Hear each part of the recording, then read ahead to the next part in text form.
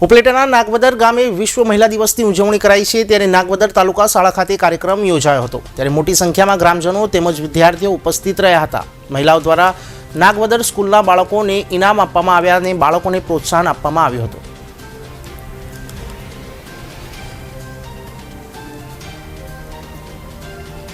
આજે અમાरे नागवदर गामनी ज दीकरीओ द्वारा विश्व महिला दिवस निमित्ते शाळाना बाळकोने लगभग 30 થી 40 હજાર રૂપિયાના ઇનામ આપી અને નવાજવામાં આવ્યા છે અને 40 થી 50 બહેનોએ હાજરી આપી અને પોતાના માતૃવતનનું ઋણ અદા કર્યું છે।